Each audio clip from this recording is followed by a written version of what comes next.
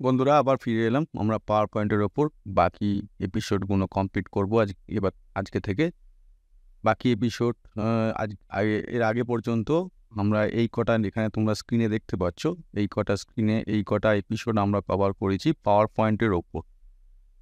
এই পাওয়ার পয়েন্টের ওপর এত দূর পর্যন্ত যা হয়েছে, আজকে এরপরে দুটো ছোট ছোট টপিক করাবো। কি করাবো না, ডিজাইন অ্যান্ড ট্রানজিশন, তার কি ফিচার্স, তার কি ফাংশন, কিভাবে আমাদের পাওয়ার পয়েন্টের স্লাইডে অ্যাপ্লাই করতে হয়, এই সব কিছু প্র্যাকটিক্যালি তোমাদের বোঝাবো আর করেও দেখাবো। তো চলো শুরু করা যাক আজকের টপিক। আচ্ছা, আজকের এই যে টপিকটা এখানে নিয়েছি, আমি একটা পুরনো আমাদের প্রেজেন্টেশনে নিয়ে তোমাদের সামনে করে দেখাবো।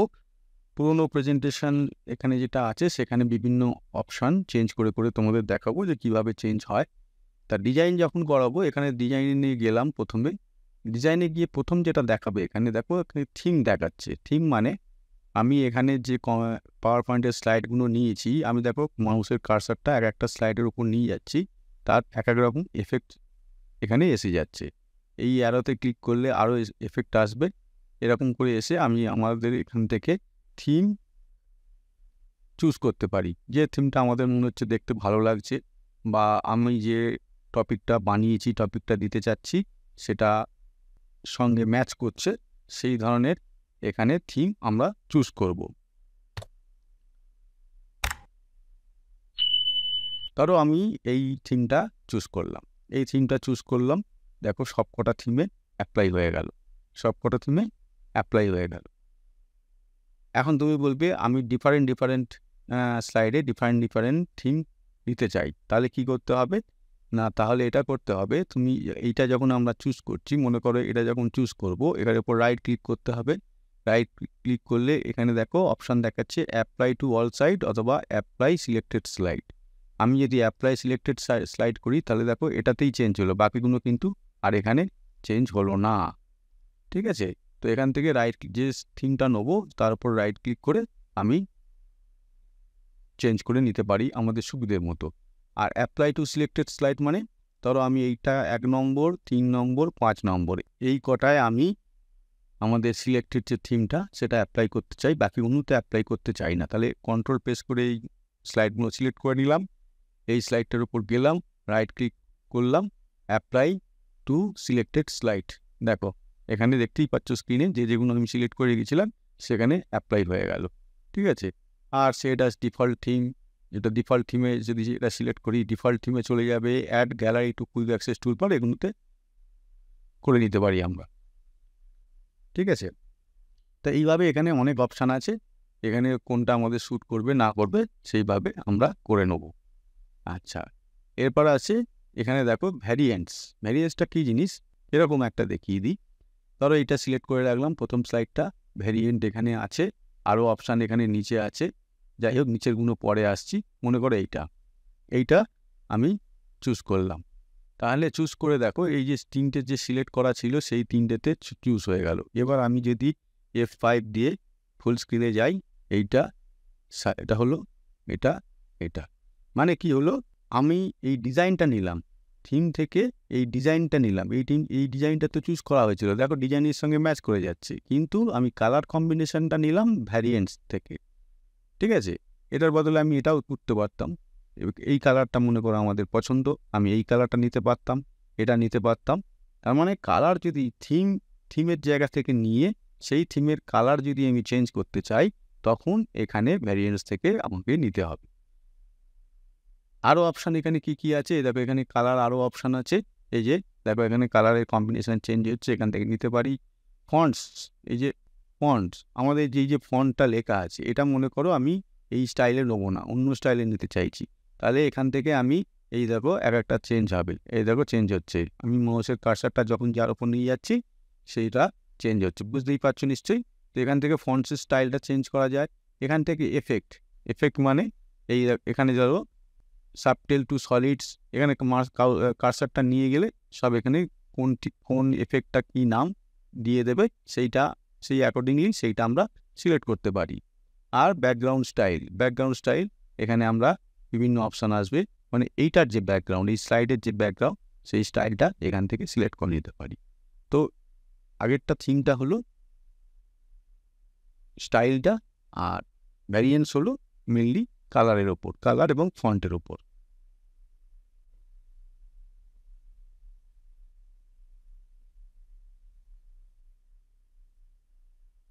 আচ্ছা, এরপরে আমরা যাব স্লাইড সাইজ। আমরা আগেই বলেছিলাম প্রেজেন্টেশন দিতে গেলে সবসময় স্লাইড সাইজটা 4:3 চুজ করতে হবে, কখনোই পোর্ট্রেট সাইজে নিলে হবে না, স্ট্যান্ডার্ড সাইজ অথবা হোয়াইট স্ক্রিন সাইজ। আর কখনো এই যে পোর্ট্রেট সাইজ আছে এখান থেকে পোর্ট্রেট সাইজে কখনো কিন্তু পাওয়ার পয়েন্ট প্রেজেন্টেশন হবে না। আর যদি আমরা অ্যাকুরেট মাপ দিয়ে করতে চাই উইথ এবং হাইট, সেটাও এখান থেকে নিয়ে নিতে পারি। এটা আগে দেখিয়েছিলাম স্লাইড সাইজ। ফন্ট ব্যাকগ্রাউন্ড, এটাও আগে দেখিয়েছিলাম ফন্ট ব্যাকগ্রাউন্ড। এখান থেকে সলিড ফিল, গ্রেডিয়েন্ট ফিল, এইসবগুলো এখানে বিভিন্ন অপশান আছে, এগুলো করা যায়। দেখতে কি সুন্দর লাগবে বা আমার প্রেজেন্টেশনটা আরও ভালো করবে, সেইটা আমরা এখান থেকে করে নিতে পারি। ঠিক আছে, তো স্লাইড সাইজ, ফরম্যাট ব্যাকগ্রাউন্ড আগে হয়ে গেছে, তবু আরেকবার দেখিয়ে নিলাম। এখানে ডিজাইনার আছে, ডিজাইনার অপশান আছে।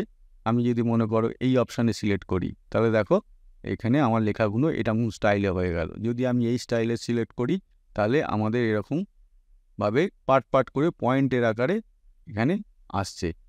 এখানে অনেক অপশান আছে। প্রেজেন্টেশন বানাতে গেলে আজকালকার দিনে এত বেশি অপশান দিয়ে দিয়েছে মাইক্রোসফট, যে পুরো প্রেজেন্টেশন, আগেকার যে প্রেজেন্টেশনে যেরকমভাবে তৈরি করে সামনে প্রেজেন্ট করা হতো, এখন তার চেয়ে অনেক উন্নত মানের প্রেজেন্টেশন তৈরি করে প্রেজেন্ট করা যায়, শুধু আমাদের অপশানগুলো জেনে রাখতে হবে।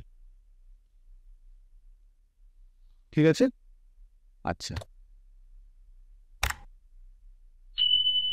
এরপরে আমরা আসবো ট্রানজিশানে। ট্রানজিশানটা কি? ট্রানজিশানটা যে কি না, আমরা যখন একটা স্লাইড থেকে আর একটা স্লাইড চেঞ্জ করি প্রেজেন্টেশন মোডে, পরের স্লাইডটা কীরকমভাবে আমাদের সামনে আসবে সেটাই হচ্ছে ট্রানজিশান। বোঝাতে পারলাম? যদি বোঝাতে পারলাম ঠিক আছে, না বোঝাতে পারলাম এবার প্র্যাকটিক্যাল করে তোমাদের দেখাবো। ধরো আমি এই 1 নম্বর স্লাইডটাকে আমি ট্রানজিশান এফেক্ট দেবো। 1 নম্বর স্লাইডটা সিলেক্ট করে নিলাম, করে আমি মনে করো এখানে এইটা সিলেক্ট করলাম। ঠিক আছে, করে প্রিভিউ দেখলাম, এই এরকমভাবে আমাদের সামনে আসবে। আচ্ছা, 2 নম্বরে আর একটা সিলেক্ট করি। এই স্পিডটা মনে করো সিলেক্ট করলাম, 3 নম্বরে এটা সিলেক্ট করলাম, 4 নম্বরে এটা সিলেক্ট করলাম, 5 নম্বরে এটা সিলেক্ট করলাম। এবার আমরা 1 নম্বর থেকে করে দেখি। দেখো প্রথম স্লাইডটা এটা। এবার হয় কিবোর্ড নয় মাউস থেকে যখন আমরা দ্বিতীয় স্লাইডে যাব, তখন সেইটা যেটা সিলেক্ট করেছিলাম সেরকমভাবে আসবে। এটা এরকমভাবে এলো, তারপরেরটা আবার অন্য সিলেক্ট আছে এরকমভাবে এলো, তারপরেরটা আবার অন্য সিলেক্ট আছে এরকমভাবে এলো, তারপরেরটা অন্য সিলেক্ট আছে এরকমভাবে এলো। তাহলে মোট কথা যেটা আমি বলতে চাইছি, যে এইখানে একটা স্লাইড থেকে আর একটা স্লাইড যখন আমি যাব, সেই যাওয়াটা এফেক্টটা আমাদের সামনে কিভাবে আসবে, সেটাই হচ্ছে ট্রানজিশনের মূল কাজ। এখানে দেখো অনেক রকম এফেক্ট আছে, আমরা কোনটা ভালো লাগবে না লাগবে আমরা তো জানি না, সেইটা আমরা এখানে অ্যাপ্লাই করে দেখতে পারি। যেমন ধরো এক্ষুনি একটা এরকমভাবে করে তোমাদের সামনে অ্যাপ্লাই করলাম। দেখো 2 নম্বর, এই 3 নম্বর, এই হয়ে গেল। এইবার এইখানে দেখো দুটো জিনিস বলার আছে এখানে, খুব ইম্পর্টেন্ট। যে স্লাইডগুলোতে আমি ট্রানজিশন এফেক্ট দিলাম, সেখানে দেখো একটা স্টার চিহ্ন চলে এসছে নাম্বারের পর। এই নাম্বারের পর যদি স্টার চিহ্ন চলে আসে, বুঝতে হবে ওই স্লাইডে ট্রানজিশন এফেক্ট দেওয়া আছে। এটা গেল 1 নম্বর। আর 2 নম্বর হচ্ছে এইখানে যখনই এখানে যখন স্লাইডটা দেখো, এখানে দেখো এই চলে গেল, এটা খুব কুইক চলে গেল। এটা চাইছি, এটা কেন, যে কোনো আমি এই যে এফেক্টগুলো যেখানে যা দিয়েছি, চাইছি যে এটা আসতে হোক, মানে জিনিসটা বোঝা যাক, ওরকম হুটপাট করে নয়। কি করতে হবে, এই যে ডিউরেশনটা আমাদের বাড়াতে হবে। ডিউরেশনটা আমি মনে করো এই বাড়িয়ে দিলাম, দিয়ে অ্যাপ্লাই টু এটা যদি অ্যাপ্লাই টু অল না করি, শুধু এই স্লাইডটা যেহেতু খোলা আছে এই স্লাইডের উপর কাজ করলাম, এই স্লাইডে হবে। আর অ্যাপ্লাই টু অল করলে আমাদের সব কটা স্লাইডে তার এফেক্ট হয়ে যাবে। আমি সব কটা স্লাইডে করে দিলাম অ্যাপ্লাই টু অল। এবার প্রথম স্লাইডে গেলাম, দিয়ে এই দেখো এবার একটু আস্তে আস্তে হয়ে গেল, ওই প্লেনটা চলে গেল, এইটা চলে গেল, এইটা চলে এরকমভাবে, ঠিক আছে? এরকমভাবে এফেক্টটাকে টাইমটাকে এখানে বাড়িয়ে দিলাম, দিয়ে অ্যাপ্লাই টু অল করলাম। তার মানে এইখানে যে এফেক্টটা ট্রানজিশন এফেক্টটা দিয়েছিলাম সেটা সবকটাই হয়ে গেল। আচ্ছা, এখান থেকে দেখো এফেক্ট অপশন, এখানে আছে রাইট, মানে বাঁ দিক থেকে ডান দিকে যাবে। এটা আমি চেঞ্জও করে নিতে পারি, এটা আমি লেফট করে নিতে পারি। এ দেখো এই গেল, ঠিক আছে? এটা তখন বা এটা থেকে এখানে যাবে, হলো? আচ্ছা, এখানে আরও অপশান আছে, দেখতেই পাচ্ছ। আমাদের যেটা পছন্দ, তোমরা যেটা করবে যেটা পছন্দ সেই অনুযায়ী এইগুলো চুজ করে নেবে। আচ্ছা, আর একটা জিনিস আছে এখানে অ্যাডভান্স স্লাইডে, দেখো অন মাউস ক্লিক। আমি যে এই যে প্রত্যেকটা এখানে স্লাইড চেঞ্জ করছি, দেখো তোমরা মাউসের আওয়াজ পাবে।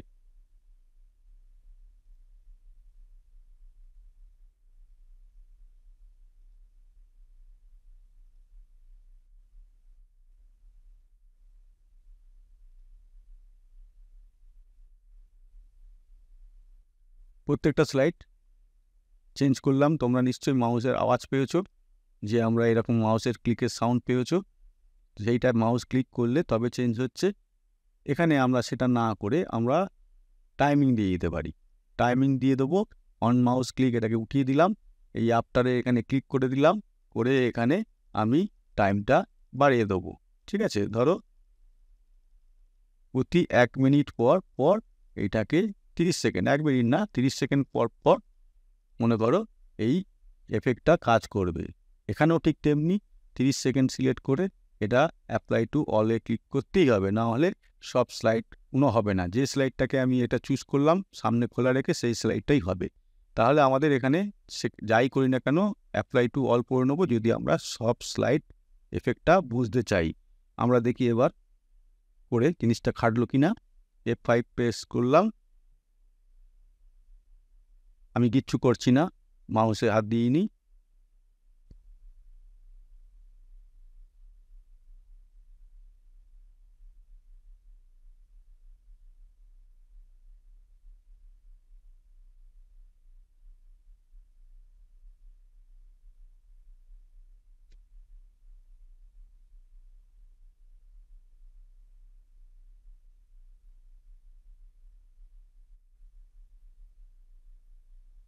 দেখো হয়ে গেল অটোমেটিক।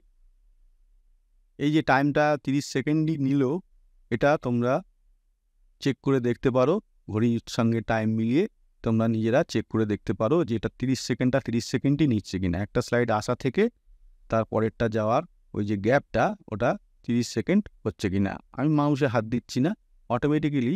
আচ্ছা, এই যে 30 সেকেন্ড, আর একটা জিনিস বলে দিই, এই যে 30 সেকেন্ড আমি চুজ করলাম, এটা চুজ যে করবো আমরা কিসের ওপর না, এই যে আমরা স্লাইডে যে টপিকগুলো আছে সেই টপিকটা সামনে যারা বসে আছে তাদের বলতে বা তাদের বোঝাতে কত সময় লাগবে একটা অ্যাপ্রক্সিমেটলি আমি ওটাকে ধরে নেবো, একটু বেশি করেই ধরবো। এবং যদি মনে করো 2 মিনিট আমি শিফট ওখানে ফিক্সড করি, তার মানে আমাকে এই যে স্লাইডটা এখন এই যে সামনে দেখাচ্ছে, এটা এই স্লাইডটা যে পয়েন্টগুলো আছে বা যে বিষয়বস্তুটা আছে সেইটা সামনের লোকেদের বোঝাতে আমার যেন 2 মিনিটের মধ্যে আমি কমপ্লিট করতে পারি, কারণ নাহলে স্লাইডটা চেঞ্জ হয়ে যাবে। সুতরাং এই টাইমিংটা সেট করা একটা ব্যাপার, যে বলবে প্রেজেন্টেশন দেবে তার উপরেই ডিপেন্ড করবে যে আমি টাইমিংটা কতটা বেশি বা কম চুজ করব, আমার ওই স্লাইডগুলো বলতে, এক একটা স্লাইড বলতে কতটা টাইম লাগবে। এটা কিন্তু মাথায় রাখতে হবে, খুব ইম্পর্টেন্ট। ঠিক আছে,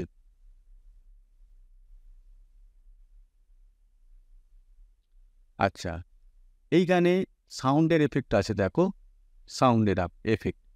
আমি এখানে যদি এফেক্ট একটা মনে করো এখানে সিলেক্ট করে নিই, মনে করো ড্রাম রোল এফেক্ট সিলেক্ট করলাম, করে আমি দেখব এই সাউন্ডটা কীরকম হয়, প্রিভিউ করব। শুনতে পেলে নিশ্চয়ই। মনে করো এই সাউন্ডটা আমি রাখতে চাই, তাহলে এই সাউন্ডটা অ্যাপ্লাই টু অল করে দিলাম, আর এখানে 30 সেকেন্ডে একটু কমিয়ে দিলাম, বেশি করলে সময় বেশি লাগবে ভিডিওটার। আমি এটা 10 সেকেন্ড করে করলাম, জাস্ট তোমাদের বোঝানোর জন্য। এটাও অ্যাপ্লাই টু অল করলাম, করে এবার দেখো ঠিক 10 সেকেন্ড পর স্লাইডটা চেঞ্জ হবে, আর ওই যে সাউন্ডটা আমরা সিলেক্ট করে রেখেছি সেটাও হবে।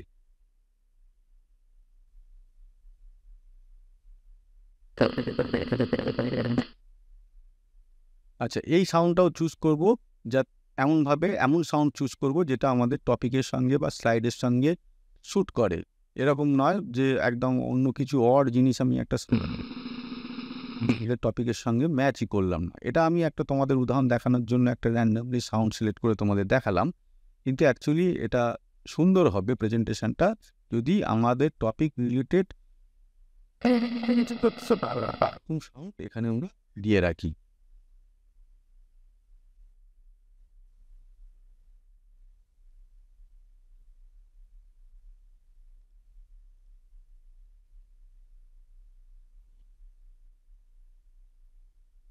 আচ্ছা, এই ডিউরেশন এখানে এটাও আমরা কম বেশি করাতে পারি, এখানে ডিউরেশনটা, ঠিক আছে।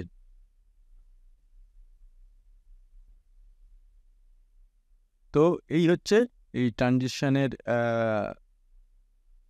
এই ট্রানজিশন নিয়ে আমরা একটা পাওয়ার পয়েন্ট প্রেজেন্টেশনে এই কাজ যেগুলো তোমাদের এক্ষুনি করে দেখালাম সেইগুলো করতে পারি আমাদের পাওয়ার পয়েন্ট প্রেজেন্টেশনটা আরও বেটার করার জন্য। তাহলে আজকে কি দেখালাম? ডিজাইনিং দেখালাম, ডিজাইনিংয়ে আমরা কি করতে পারি না পারি সেইটা দেখালাম, আর ট্রানজিশন দেখালাম।